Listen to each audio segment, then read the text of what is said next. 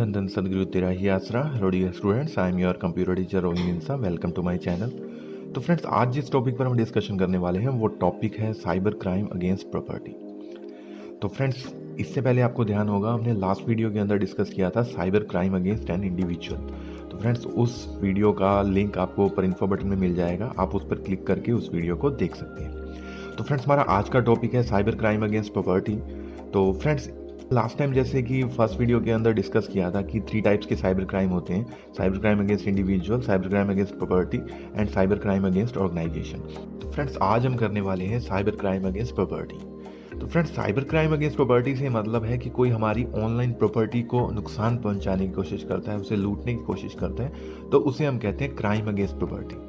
Like आपके bank account में अगर कोई पैसा है उसे कोई हैक करके लूटने की कोशिश करता है, आपके डेबिट कार्ड की डिटेल्स हैं उसके थ्रू आपकी मनी को लूटने की कोशिश करता है, या फिर आपके क्रेडिट कार्ड की डिटेल्स चुरा कर उसके जरिए आपके पैसे को लूटने की कोशिश करता है। तो इस तरह के क्राइम्स को हम बोलते हैं क्राइम अगेंस्ट प्रॉपर्टी, जहां आपकी प्रॉपर्टी यानी कि आपके पैसे को ऑनलाइन लूटने की कोशिश की जा रही है, उसे हम कहते हैं क्राइम अगेंस्ट प्रॉपर्टी। तो फ्रेंड्स, फिर क्राइम अगेंस्ट प्रॉपर्टी आपका 3 टाइप्स का है: आइडेंटिटी थेफ्ट है, फिशिंग है और फार्मिंग है। तो फ्रेंड्स, अब हम इन तीनों टॉपिक्स को, आइडेंटिटी थेफ्ट, फिशिंग और फार्मिंग को एक एक करके डिटेल के अंदर डिस्कस करेंगे। तो फ्रेंड्स, सबसे पहले हम देख लेते हैं आइडेंटिटी थेफ्ट। तो फ्रेंड्स, आइडेंटिटी थेफ्ट का क्या मतलब है? आइडेंटिटी थेफ्ट का मतलब है आपकी पर्सनल इंफॉर्मेशन को चुराना, जिससे आपकी पहचान बनती है। आइडेंटिटी का मतलब है पहचान और थेफ्ट का मतलब है चोरी। तो फ्रेंड्स, पर्सनल इंफॉर्मेशन आपकी कौन सी है? जैसे कि आपका नेम है, आधार कार्ड नंबर है, आपका डेट ऑफ बर्थ है, आपका डेबिट कार्ड नंबर है, क्रेडिट कार्ड नंबर है, आपका ड्राइविंग लाइसेंस नंबर है, या फिर आपके बैंक की OTPs है। इस इंफॉर्मेशन को चुरा लिया जाता है और फिर इस इंफॉर्मेशन का मिसयूज किया जाता है आपके ही खिलाफ।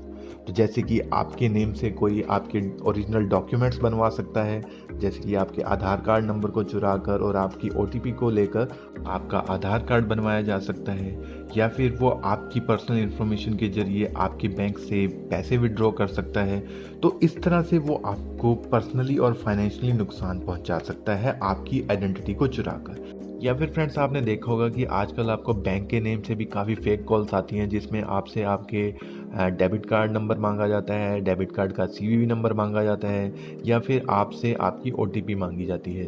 तो इस तरह के कॉल्स को भी हम आइडेंटिटी थेफ्ट कह सकते हैं, क्योंकि फ्रेंड्स, इस तरह के कॉल में आपको जो हैकर है या फिर वो जो क्रिमिनल है वो आपसे आइडेंटिटी बदल कर बात कर रहा है और आपकी पर्सनल इन्फॉर्मेशन को चुराने की कोशिश कर रहा है, लाइक आपका OTP और आपका CVV नंबर। तो फ्रेंड्स, इस तरह की कॉल्स का हमें रिप्लाई नहीं देना चाहिए, क्योंकि कोई भी बैंक कभी भी आपको CVV नंबर के लिए या फिर OTP के लिए कॉल नहीं करता है। बैंक के पास वो इन्फॉर्मेशन ऑलरेडी अवेलेबल रहती है। हमेशा कोई हैकर या फिर कोई फ्रॉड पर्सन ही आपको इस तरह की कॉल्स करता है। तो फ्रेंड्स, फिर बात आती है फिशिंग की। तो फ्रेंड्स, आप सरप्राइज हो रहे होंगे कि फिशिंग तो फिश से रिलेटेड लगता है। तो फ्रेंड्स, आपने वर्ड सुना होगा फिशिंग, जिसका मतलब होता है मछलियाँ पकड़ना। तो फ्रेंड्स, यहाँ पर ये वर्ड उसी वर्ड से लिया गया है, लेकिन यहाँ पर इसका एक टेक्निकल मीनिंग है। यहाँ पर फिशिंग का मतलब वैसा ही है, लेकिन यहाँ पर मछली पकड़ने के बजाय आपकी इन्फॉर्मेशन को पकड़ा जाता है, आपकी इन्फॉर्मेशन को चुराया जाता है। लेकिन उसको चुराने का जो तरीका है उसको हम फिशिंग बोलते हैं। तो फ्रेंड्स, इस प्रोसेस में आपको एक फेक मेल सेंड किया जाता है। आपको लगता है कि वो मेल किसी ट्रस्टेड सोर्स से है, पर ऐसा नहीं होता। लाइक अगर आपको अमेजोन कंपनी से कोई मेल आता है और आपको लगता है कि वो ट्रस्टेड सोर्स से है, लेकिन आप उसे बिना देखे समझे अगर क्लिक कर देते हैं, तो मे बी आप फिशिंग का शिकार हो सकते हैं।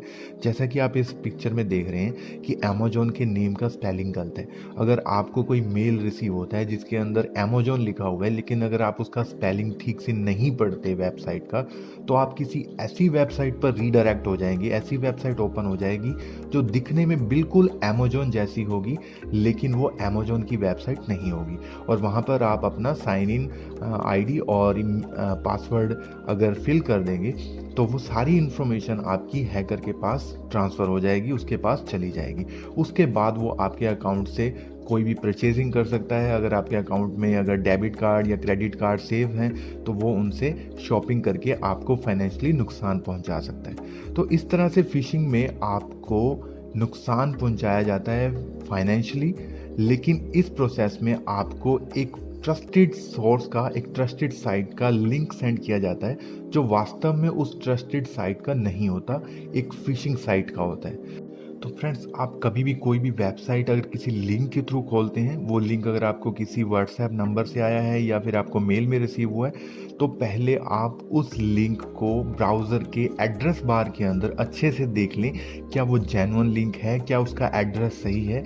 यही फिशिंग से बचने का एक मात्र तरीका है कि आप अच्छे से एड्रेस बार में, अपने ब्राउज़र के एड्रेस बार में उस लिंक की स्पेलिंग को चेक करें।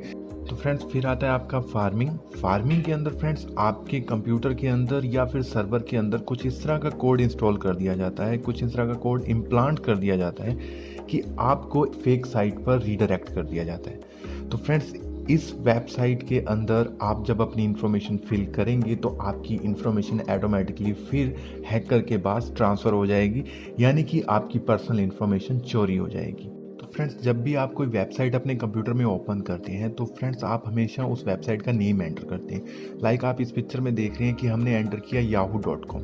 तो फ्रेंड्स, जो हमारे सर्वर होते हैं वो डायरेक्टली नेम के बेस पर आपकी वेबसाइट को ओपन नहीं कर पाते, वो पहले उस नेम को कन्वर्ट करते हैं एक आईपी एड्रेस में। लाइक ये अब आपका yahoo.com कन्वर्ट हो गया है एक आईपी एड्रेस के अंदर, और फिर उस आईपी एड्रेस के अकॉर्डिंग उस सर्वर को सर्च किया जाता है और उस सर्वर से वेबसाइट को फैच किया जाता है, आपके कंप्यूटर में लोड किया जाता है। तो फ्रेंड्स, हैकर्स क्या करते हैं, वो इन डीएनएस सर्वर्स को पॉइजन कर देते हैं, यानी कि इन डीएनएस सर्वर की टेबल्स को हैक कर लेते हैं, जिससे यानी कि अगर आप yahoo.com भी खोलेंगे तो आपकी yahoo.com नहीं ओपन होगी, कोई और वेबसाइट ओपन हो जाएगी। क्योंकि फ्रेंड्स, जैसे ही आपका वो आईपी एड्रेस में कन्वर्ट होगा नेम, तो फ्रेंड्स हैकर वहाँ पर अपनी साइट का आईपी एड्रेस डाल देते हैं उस आईपी एड्रेस की टेबल के अंदर, जिससे कि उनकी खुद की वेबसाइट आपके कंप्यूटर में ओपन हो जाती है। और जैसे ही आप उस वेबसाइट में अपनी पर्सनल इन्फॉर्मेशन फिल करते हैं तो आपकी पर्सनल इन्फॉर्मेशन उन हैकर्स के पास ट्रांसफ़र हो जाती है, जिससे फिर वो आपको फाइनेंशियली नुकसान पहुंचाने की कोशिश करते हैं। तो फ्रेंड्स, ये थे 3 मेथड कि कैसे साइबर क्राइम अगेंस्ट प्रॉपर्टी के अंदर 3 मेथड्स के जरिए आपको फाइनेंशियली नुकसान पहुंचाने की कोशिश की जाती है, आपकी प्रॉपर्टी को नुकसान पहुंचाने की कोशिश की जाती है। तो फ्रेंड्स, आज के वीडियो में इतना ही, फिर मिलेंगे नेक्स्ट वीडियो में जिसमें हम देखेंगे साइबर क्राइम अगेंस्ट ऑर्गेनाइजेशन। तो friends, thanks for watching my this video. Please subscribe my channel and press that notification bell to get alerts of my upcoming videos. Thanks for watching, friends.